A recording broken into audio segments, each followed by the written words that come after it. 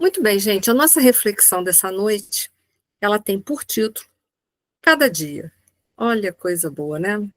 Cada dia é, na nossa vida, uma imensa oportunidade. Eu sempre falo isso no projeto pastorino, quando eu faço o projeto pastorino de manhã, que geralmente é aos sábados, quando eu posso, né? Porque, fora isso, aquele horário eu já estou trabalhando, né? Então, cada dia é uma oportunidade da gente fazer a nossa vida acontecer diferente. Corrigir o que ficou errado no dia anterior, aperfeiçoar aquilo de bom que a gente fez, ir corrigindo as nossas imperfeições, independente de que certas imperfeições foram praticadas no dia anterior ou não, mas a cada dia é dia de autodescobrimento e de reforma íntima. Então, um dia é de muita preciosidade para todos nós. E é essa reflexão que a gente vai construir aqui um pouquinho essa noite. Essa mensagem é do Emmanuel, é um trecho de uma mensagem dele que a gente vai fazer uma pequena reflexão em cima dela. Primeiro a gente vai ler e depois a gente vai comentando passo a passo, tá? Cada dia, Emmanuel. Em tempo algum, não digas que não pode ser útil. Faze do cada dia um poema de fé. Pode ser esperança, podes, né?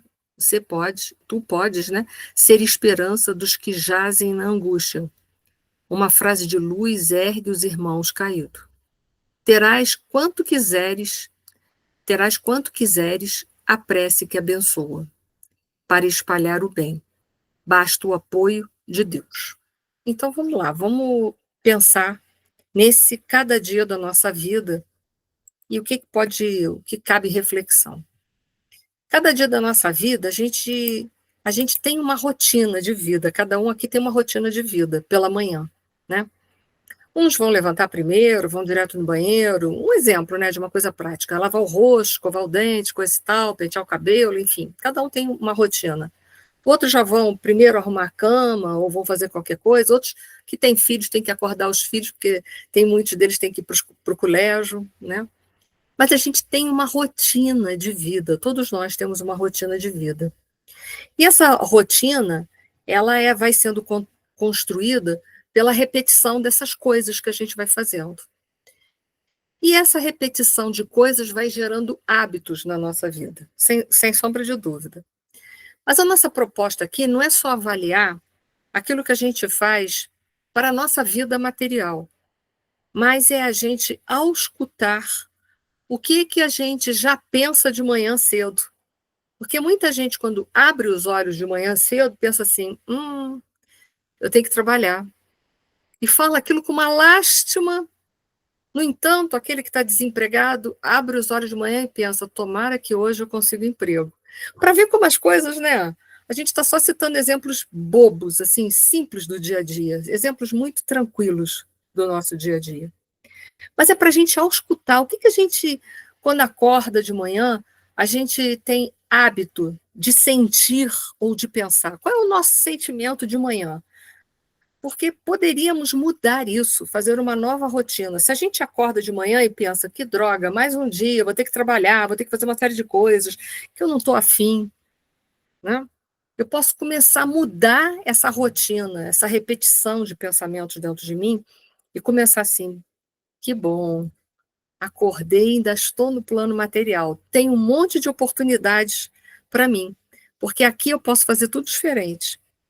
E começar a me auscultar naquele dia e avaliando todas as emoções que passarem por mim, porque todas aquelas emoções, às vezes, que passam por mim num dia, às vezes sem a gente perceber.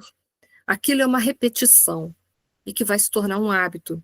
E se for uma repetição positiva, que bom, vai se instalar dentro de mim um hábito positivo. E se for negativo? Que estrago, hein? Que estrago. Porque é assim que a gente vai adoecendo, que a gente vai perecendo por falta de se auscultar, por falta de se perceber, por falta de notar qual é a emoção que está na gente sendo repetida todos os dias durante o nosso dia a dia. Então, Essa deve ser a nossa primeira reflexão, até porque, como eu disse para vocês, né, no início, que hoje a gente distraiu, nem gravou a prece e tudo mais, mas enfim, na nossa conversa até do início, a gente viu que cada dia é uma oportunidade que a gente tem para muitas coisas, e uma dessas coisas que é valiosíssima é o autoconhecimento e a reforma íntima. Então, quanta coisa que eu posso começar a estabelecer, quebrar, porque são hábitos negativos, são rotinas negativas de pensamento, eu posso quebrar e posso fazer uma nova vida. E começar a permear a minha vida atual e as futuras vidas que eu ainda vou precisar ter de hábitos positivos, de coisas que vão somar à minha existência e não diminuir na minha existência. Então, cada dia é uma grande oportunidade. Então, vamos lá, vamos seguir também com o raciocínio do Emmanuel. E ele fala assim, em tempo algum, ou seja, em minuto nenhum da sua vida, não digas. E às vezes esse não digas não quer dizer que é só verbal que a gente está dizendo. Não digas que não pode ser útil.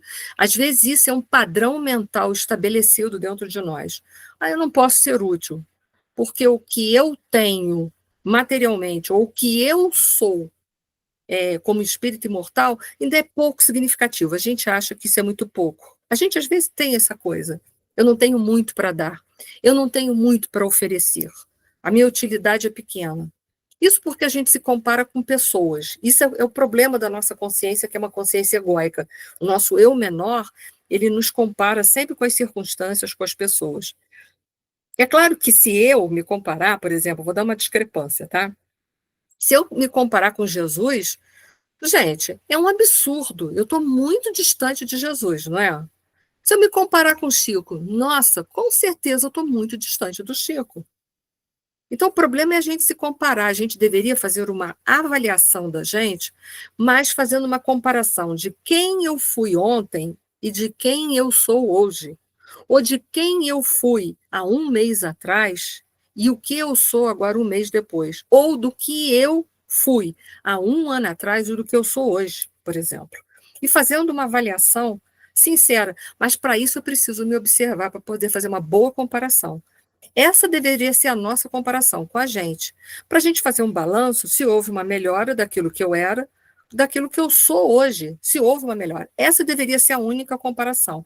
Mas o problema é que a gente se compara com os outros e aí a gente acaba achando que a gente não tem muita utilidade nem pode fazer grandes coisas na nossa vida. É lamentável fazer isso, né? Então, se a gente tivesse esse hábito de fazer essa reflexão, né, fazer essas comparações, a gente iria reconhecer, o que está aqui nesse gráfico, o nosso real valor, que pode ser que em comparando com outras pessoas, a gente não tenha um valor tão grande, mas em comparando a tudo que já fomos, a gente vai ver que a gente já alcançou uma cifra muito significativa.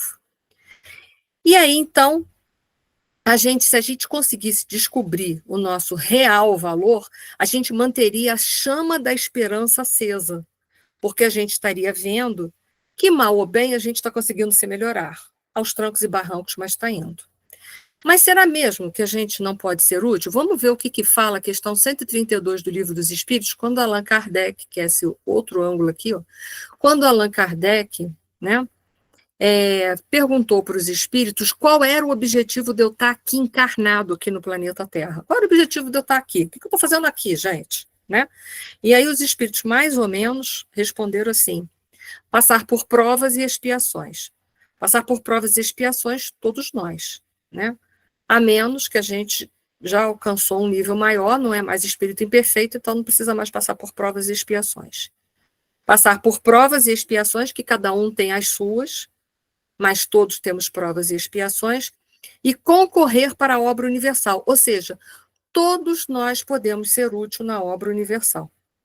Vamos ver um serzinho pequeno que muita gente tem asco dele. A minhoca, por exemplo, ela tem a sua função, ela é útil ao planeta Terra? Ela vai aerar o solo. Olha que interessante. Né, porque ela fica passando por ali, então ela vai fazendo caminhos, ela vai levando água, vai promovendo passagem de ar, de água, de tudo. Então, a minhoca, que é aquele ser que a gente às vezes acha asqueroso, ele tem finalidade, né? E muita. As bactérias que eu tenho no meu intestino, elas têm a finalidade, elas têm utilidade? Tem, elas vão manter um bom pH no intestinal, vão fazer uma boa função intestinal, vão ajudar a, a absorver algumas toxinas do meu intestino. Então, elas são ótimas. Então, como que a gente não tem finalidade, não pode ser útil no mundo? Se esses seres tão diminutos que eu falei agora, tão pequenininhos, tão parecem insignificantes, têm tanto significado, tem tanta significância, né? Imagina a gente que tem o potencial da inteligência, quanta coisa que a gente não pode fazer no mundo. Então, é por isso que ele diz, em tempo algum, não digas que você não pode ser útil. Você tem muita utilidade no planeta Terra, mas você tem que querer ser útil, né? Você tem que querer botar essa utilidade para fora. Fase de cada dia um poema de fé. Olha que interessante. Um poema de fé. Olha que frase bonita. É poética mesmo. Um poema é algo gostoso que concaterna, né? E que monta bem, que faz um arranjo com as palavras, de forma a ter uma métrica, ter uma rima, e de forma que seja agradável e traga com isso também conteúdos. Um poema tem tudo isso. Olha quanta coisa tem um poema. E para que a sua vida seja um poema de fé. Como é que é a fé da doutrina dos espíritos? Ou como deve ser a fé espírita? É uma fé raciocinada, porque ela se baseia em razão, em conhecimento. Não é uma fé que foi uma imposição, que é uma fé dogmática, que te imporam, ou feito uma imposição de uma ideia que muitas vezes não tem a menor lógica. Não, a fé espírita é uma fé baseada na razão e no conhecimento, na busca. É uma fé que tem um apoio na metodologia da ciência, uma metodologia científica, e é embasada em lógica. Então, a fé na doutrina espírita não é algo que nos impuseram, mas é algo que a gente pode encontrar através do estudo, da compreensão das leis de Deus. A gente vai ver que ela é racional, que ela é lógica e que ela tem também um embasamento, até mesmo dentro da nossa ciência, que é imperfeita. Então, essa fé, ela me leva para o atemporal, me leva para aquele momento, para um lugar que vai além do tempo, sobrevive ao tempo. E, ao mesmo tempo, ela gera em mim uma confiança muito grande no futuro. Por quê? Porque eu compreendo as leis de Deus, sei que eu posso estar vivendo agora, temporariamente, pela minha ignorância e pelos vícios que eu ainda trago dentro de mim, eu posso não estar tendo uma vida muito legal, muito boa, ou até mesmo muito permeada de sofrimentos, mas que através da compreensão das leis de Deus e da vivência das leis de Deus, eu posso ter um futuro melhor? Muito melhor. Muito melhor. Eu posso mudar toda a minha lei, toda a minha vida, desculpa. Então, essa fé é uma fonte de força moralizadora naquilo, no entendimento de que quanto mais eu evoluo na vertical, quanto mais eu me moralizo, mais eu vou me libertando das coisas que são ruins. E até mesmo daquilo que nós chamamos de ciclos reencarnatórios de dor, que é o que a gente vem aos trancos e barrancos, principalmente nós que estamos num planeta de provas e expiações. Né? Significa que nós somos espíritos ainda muito difíceis, a gente ainda resiste muito à mudança, a gente é muito revoltado ainda. A gente ainda não aceita viver as leis de Deus, a gente fica brigando com Deus para ver se Deus faz a nossa vontade. Mas Deus não vai fazer a minha vontade. É a vontade dele que tem que prevalecer, porque ele tem sabedoria, eu não. Mas a gente ainda fica se degladiando apesar disso aqui tudo. Então vamos seguir, vamos lá. Estamos fazendo apenas umas reflexões. Uma frase de luz ergue os irmãos caídos. Uma frase moralizadora, permeada de fé, dessa fé que você está nutrindo, que você está batalhando através do teu autoconhecimento, nesse cada dia da sua vida, vai restaurar a esperança daquela pessoa que está desanimada. Porque muitas pessoas não têm os conhecimentos que nós estamos amealhando, que nós estamos produzindo, que nós estamos buscando, que nós estamos desenvolvendo, e, portanto, na menor provação da vida, às vezes, a pessoa cai num desânimo. Mas aí eu posso falar para ele das leis de Deus, eu posso falar para ele da reencarnação, falar para ele que aqui tudo é passageiro, tudo passa aqui. E que se a gente começar a se movimentar na direção das leis de Deus, que a gente se procurar a se melhorar, a gente sai de uma situação difícil. E aí eu vou poder oferecer ele consolo para aquele que está sofrendo. Por quê? O que é consolar? É levar para ele, mostrar para ele, através de uma lógica de comprovação, de experiências, de exemplos de vida, que esse sofrimento ele vai passar. Ele está ali só para me ensinar alguma coisa, que se eu escutar ele vai me deixar uma mensagem. Talvez ele esteja me pedindo para eu ser uma pessoa mais flexível diante dos outros. Não cobrar tanto, não julgar tanto. Ser uma pessoa mais flexível, isso é só um exemplo. Talvez aquele sofrimento está só querendo me mostrar que tudo na vida material é passageiro, que tudo na a vida material são altos e baixos, que eu preciso aprender a desapegar das coisas, não colocar minha felicidade nessas coisas materiais que vão passar, que vão se decompor, que vão sumir, mas desenvolver esse sentimento de felicidade dentro de mim, porque a felicidade é a forma com que eu olho para a vida, não aquilo que a vida me dá. Então eu vou ter essa capacidade, né? E eu vou estar, portanto, inspirando uma força para aquela pessoa recomeçar os passos dela, porque quem está desanimado está parado, está ali parado, está achando que não tem mais nada para fazer, está querendo que a morte venha e carregue. E aí eu vou inspirar uma força para a pessoa sair daquela inércia, daquele desânimo, porque o desânimo é uma inércia que chumba a gente ali, que maltrata a gente. E mostrar àquela pessoa, através dessa frase de luz, que ela pode perfeitamente se conectar a outras pessoas através, né, do apoio e da empatia. Outras pessoas estão ali para apoiá-la e outras pessoas estão no mesmo momento que ela, e se ela conseguir sair daquele momento de dificuldade, ela também vai poder oferecer para eles uma frase de luz. Além da gente poder se conectar com outras pessoas que estão melhor, a gente também vai poder se conectar com pessoas que passaram pelos mesmos problemas que a gente, oferecer frases de luz e seguir a vida, ou seja, criar um novo panorama, uma nova forma de olhar para a sociedade, para o mundo. Porque quando a gente entende que a gente é espírito imortal, a gente tem um outro olhar para a sociedade, não um olhar de desesperança. De vez em quando eu escuto alguém falar assim: olha, gente, o mundo está cada vez pior. Não, o mundo não está cada vez pior. É a gente que está indignado diante da maldade, que antes a gente não ficava indignado diante da maldade. Mas agora a gente fica indignado, então a gente acha que está pior. Não, o mundo está melhor, porque a gente está ficando indignado com a maldade. Antes nem a gente não estava indignado, a gente estava achando que aquilo fazia parte de um contexto. E hoje a gente já não aceita mais o mal. A gente quer que o bem prevaleça. Então eu digo, o mundo não está melhor? Muito melhor.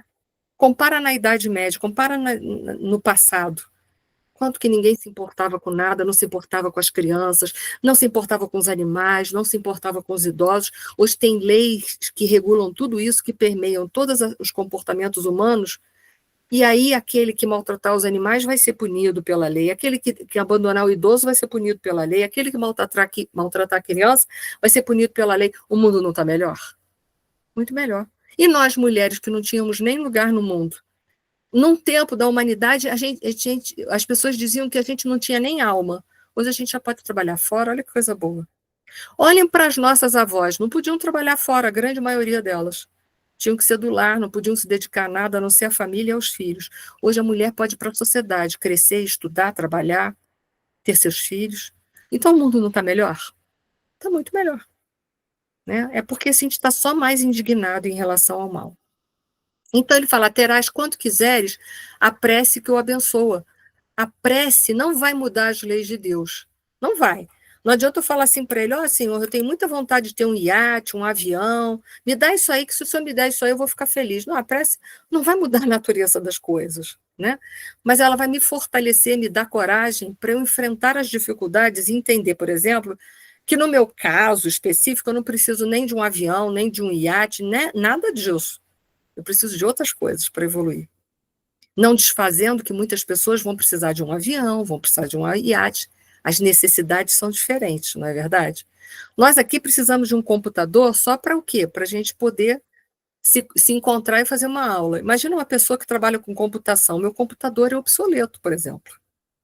Então ele vai precisar de um computador mais caro, melhor? Claro, mas isso para ele não é ostentação, seria ostentação para mim. O que eu ia fazer com um supercomputador? Nada. Só eu ligar o botão e usar mais 3 ou 4 teclas. Agora ele vai usar todas as teclas, né? Então, o que supérfluo e necessário depende da posição que a gente está na vida. Então, a prece vai me fortalecer e vai me ajudar a dar coragem para enfrentar as dificuldades e ver realmente o que eu preciso. Que às vezes a gente acha que a gente está na carência, mas não é carência, a gente está querendo só ostentar. Então, a prece vai me conectar com Deus e eu vou ter uma visão mais ampla da vida, além de ter forças para enfrentar as minhas dificuldades. A prece que vai me ajudar a enfrentar as dificuldades vai ver o quanto que é importante também, né? Eu fazer o meu autoconhecimento e a minha reforma íntima. A prece também vai me ajudar nisso tudo. E vai fazer do meu dia, do meu a cada dia, um dia melhor. Um dia que eu vou poder utilizar muito melhor para a minha evolução espiritual. Vou usar melhor o dia e não deixar que ele passe corrido, batido, me carregando. E ele fala assim, a prece, terás quanto quiseres a prece que abençoa. Para espalhar o bem, basta o apoio de Deus. Para espalhar o bem, a gente pode fazer caridade, não pode? E a gente já comentou aqui que aquele que não pode dar nada materialmente, ele pode dar moralmente, ele pode dar de si uma palavra, uma ajuda, emprestar o ouvido dele, porque muitas pessoas em sofrimento, às vezes, não precisa que a gente fale nada para elas. Elas só querem alguém que dê atenção àquilo que elas estão falando, porque ninguém dá. Ninguém quer ouvir, às vezes, as dores das pessoas. Então, a caridade é quando a gente se doa também para outra pessoa, não é só dar alguma coisa do nosso armário, né? Então, através da caridade, nós podemos espalhar o bem pela terra? Como? Como? Podemos ajudar a tirar as pessoas de uma necessidade muito grande, física, que ela esteja passando. Através da caridade, a gente pode ajudar o progresso moral das pessoas. Olha quanta coisa a gente pode fazer. Até isso. Além de ajudar nas necessidades do horizontal da vida, a gente pode ajudar as necessidades na vertical, ensinando para aquelas pessoas, mostrando para elas as leis de Deus, o quanto que vale a pena ser bom. E aí ela evolui na vertical também. Então, a caridade é tudo isso, né? Basta o apoio de Deus, é confiar na providência divina, que vai chegar a nós tudo aquilo que nós precisamos, de verdade, e que nós não podemos conseguir através do nosso próprio trabalho. Porque às vezes a gente pede coisas para Deus porque a gente não está afim de lutar, também tem isso, né? Fica esperando ver se Deus, ver se cai daí de cima alguma coisa para mim, você tem que ir à luta. Vamos supor, estou desempregada, adianta eu fazer prece todo dia, Senhor, me arranja um emprego, e não sair distribuindo currículo, fazendo entrevista, pedindo um emprego? Não, eu tenho que lutar, né? Eu tenho que me movimentar também para que a providência divina possa agir e ver se aquilo que eu estou solicitando é realmente necessário para mim. Então, para espalhar o bem, a gente pode espalhar pela caridade e entender que a providência divina ampara todas as criaturas. Mas é claro, Deus não vai fazer por mim aquilo que cabe a mim fazer. E nem tão a eu fazer, né? E nem tão pouco Deus vai me dar aquilo de que realmente eu não preciso, que é apenas um supérfluo que eu estou solicitando.